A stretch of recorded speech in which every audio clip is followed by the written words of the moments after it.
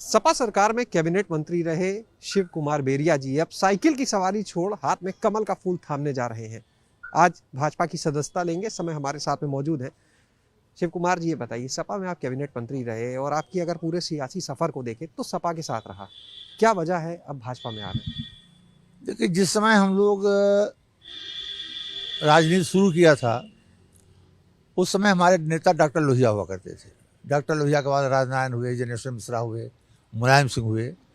उस समय आम आदमी की, गरीब किसान की, मजदूर की और जो लीडरशिप तैयार होती थी, बहुतायत लीडरशिप छात्र आंदोलन से आती थी, संघर्ष करके। जैसे मैं खुद इमरजेंसी में मिसा में 19 महीने बंद रहा। इसके वजह तमाम आंदोलनों में मैं जेल गया, 25 बार मैं कम से कम जेल गया हूँ। तो उस समय राजनीति सड़क से निकल कर आती थी। आज राजनीति बंगलों से आ रही है। आज राजनीति में माफियाओं की एंट्री हो रही है। आज राजनीति में ऐसे ऐसे जो लोगों ने जराइम से रुपया इकट्ठा कर दिया, वो टिकट खरीद कर आ रहे हैं। जो रुपया पैसा देकर राजनीति में आएंगे वो जनसेवा तो नहीं करेंगे, वो अपनी सेवा करेंगे, अपनी सेवा कराएंगे लोगों से। तो ऐसे माहौल में स्वच्छ राजनीति करने का एक तरीका ढूंढना पड़ेगा। और उस तरीके में जो तरीका चल रहा है उसमें शायद भारतीय जनता पार्टी अग्रणी इसलिए है कि सबसे बड़ा तो कानून व्यवस्था का ही सवाल है। और कानून व्यवस्था के सवाल पर भारतीय जनता पार्टी पिछली सरकारों से 1000 गुना आगे है। इसलिए हम लोगों ने मन बनाया कि साफ सुथरी राजनीति करने के लिए भारतीय जनता पार्टी में जाना चाहिए। आपने बात की अपराधियों की, आपने बात की माफियाओं की, लेकिन अखिलेश यादव तो ये कहते हैं कि भाजपा ने जो प्रत्याशियों के नाम दिए उसमें 99 अपराधी हैं। नहीं, जो अपराधी अखिलेश जी ने कहा कि अपराधी हैं तो उनकी जांच होनी चाहिए। प्रशासन को अगर अपराधी हैं तो उनको जेल के अंदर होना चाहिए। इसी तरह सपा में जो अपराधी हैं उनकी जांच होनी चाहिए, उनको जेल जाना चाहिए। ये पुलिस का काम है। हम किसी को अपराधी बताएं तो हम तो कोई जांच के करता है नहीं।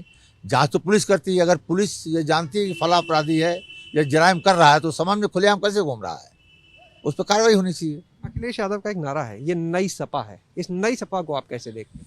नई सपा इसलिए कह रहे हैं कि पहले राजनीतिक क्षेत्र में काम करने वाले लोग सड़क से, स्कूल कॉलेजों से, मजदूरों के बीच से, कोई किसान राजनीति करता था, कोई मजदूर राजनीति करता था, कोई छात्र राजनीति करता था, वहाँ से लड़ कर आते थे लोग। वो पैसे वाले नहीं होते थे, सामान्य घरों के लोग। क्योंकि हिंदुस्तान में मिट्टी भर लोग हैं जिनके हाथ में दौलत है और 90% लोग हैं जो भुखमरी के, गरीबी के शिकार हैं।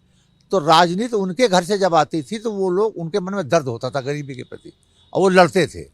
और जो लोग ऐसो इसरत से आराम से अटैचियाँ देकर टिकटों को खरीद कर राजनीति में आ रहे हैं, उनके मन में गरीब का दर्द नहीं हो सकता। वो गरीब के लिए काम नहीं कर सकते।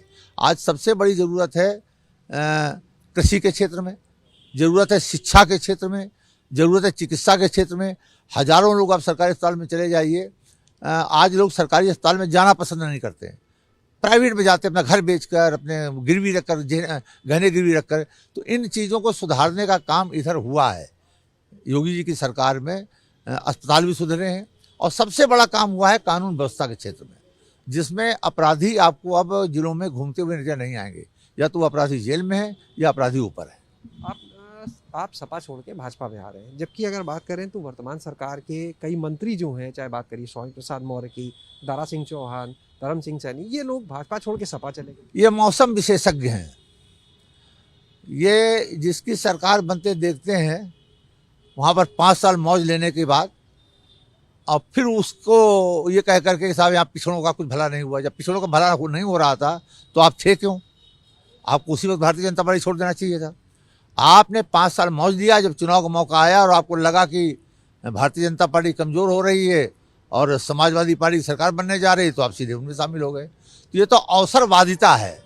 ये किसी की सेवा करने के लिए या पिछड़ों के हित के लिए काम नहीं किया गया है। ये अपने हित के लिए, अपने को आगे बढ़ाने के लिए, अपनी बेटी को आगे बढ़ाने के लिए, अपने बेटे को टिकट दिलवाने के लिए ये उनका काम है। एक चर्चा चल रही है कि आपको टिकट नहीं दिया गया, इस वजह से सपा छोड़ के भाजपा में आए। नहीं, ऐसा नहीं है। जब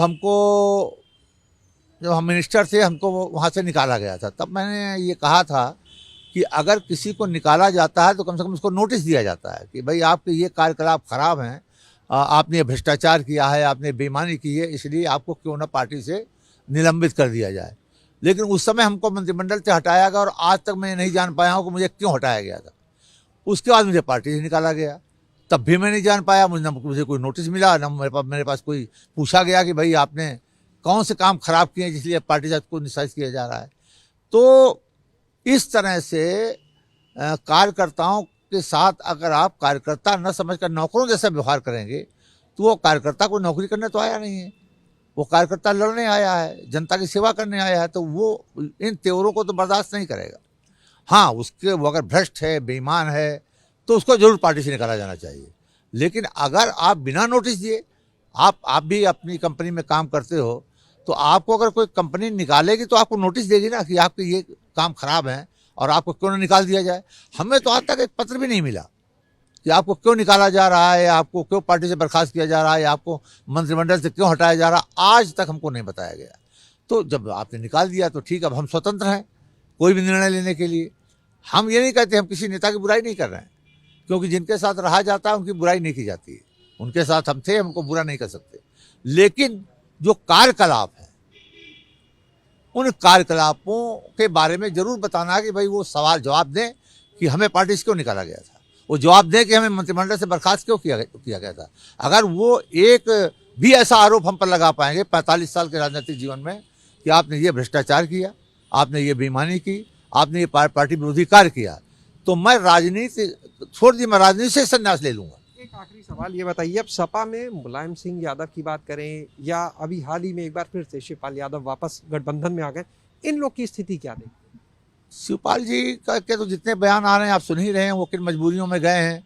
शिवपाल जी एक अच्छे नेता हैं, भले नेता हैं, मृदुभाषी हैं, जनता का काम भी करते हैं। अब उनकी क्या मजबूरियाँ थी, क्यों गए हैं, ये तो वही जान सकते हैं, लेकिन हम उनको कोई खराब व्यक्ति नहीं मानते। मुलायम सिंह जी की स्थिति? मुलायम सिंह तो देखिए, उन्होंने हम लोगों को पैदा किया, राजनीति में आगे बढ़ाया। अब क्या स्थिति है पार्टी? अब पार्टी में उनकी कोई स्थिति नहीं। अब वो बेचारे बीमार हैं, कुछ कर भी नहीं सकते हैं, बीमार हैं, पार्टी भी उनके हाथ में नहीं है, वो कुछ करना भी चाहे तो नहीं कर सकते हैं। हम उनको उनकी श्रद्धा करते हैं, उनका माने सम्मान करते हैं, उनकी इज्जत करते हैं। वो बड़े नेता हैं, किसान नेता रहे और उन्होंने हम लोगों को बनाया, इसलिए हम मुलायम सिंह यादव की बहुत दिली इज्जत करते हैं और करते रहेंगे। बहुत बहुत शुक्रिया बात करने के लिए। तो ये थे हमारे साथ में शिव कुमार बेरिया जी, जिनका साफ कहना है कि अगर बात करें वर्तमान सपा की तो वहाँ पर ना तो नेताजी का वो सम्मान है, और अगर शिवपाल यादव की बात करें तो वो भी मजबूरियों में एक बार फिर से पार्टी के साथ आए। बहरहाल भाजपा की नीतियों से प्रभावित होकर शिव कुमार बेरिया आज भाजपा में शामिल होने जा रहे हैं। कैमरा सहयोगी वीरेंद्र के साथ शैलेश अरोरा, एबीपी गंगा, लखनऊ।